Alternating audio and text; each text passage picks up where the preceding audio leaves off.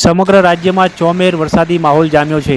આજે અમદાવાદ, આણંદ, ભરૂચ, સુરેન્દ્રનગર, ભાવનગર, બોટાદ, પોરબંદર, જૂનાગઢમાં ભારે વરસાદ ખાબક્યો હતો।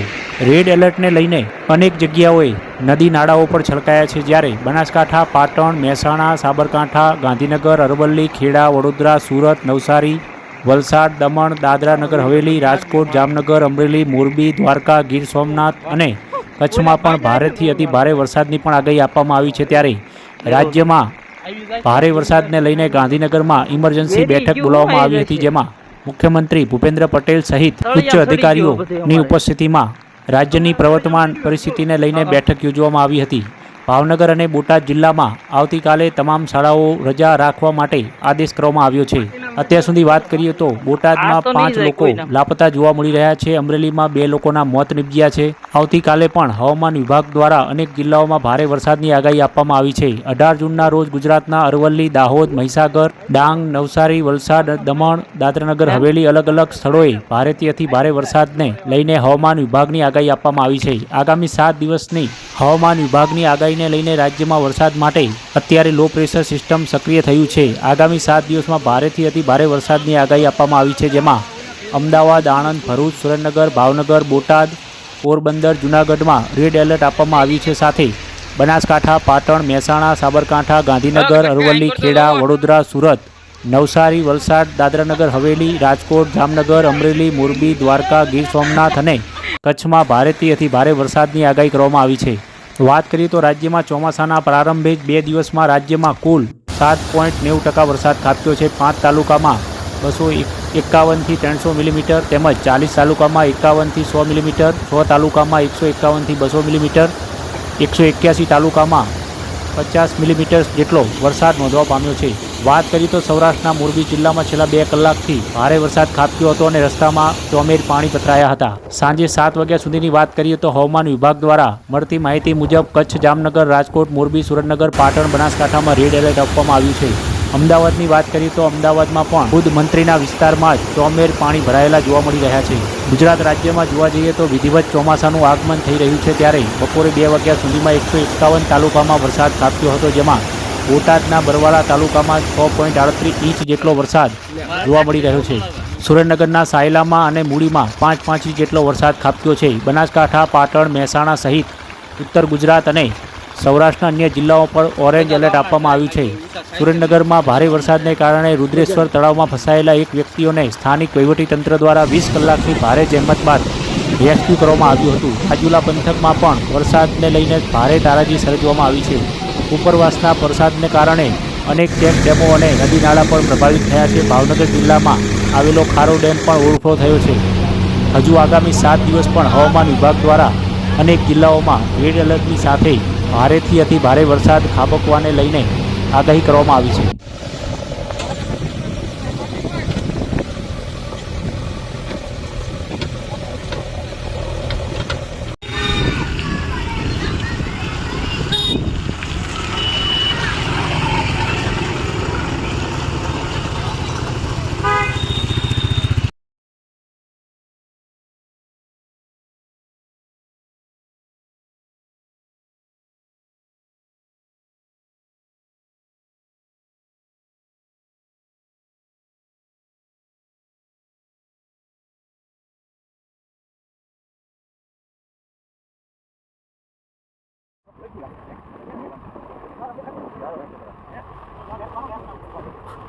આપણે બહુ પછી તરફ તકલીફ પડે આ પેલું ને તો તકલીફ પડે આ તો મતલબ માં બીજું એના આદિ કો કેરિયર વાળા માર દીધો એમના પોતાની બધું આપે મને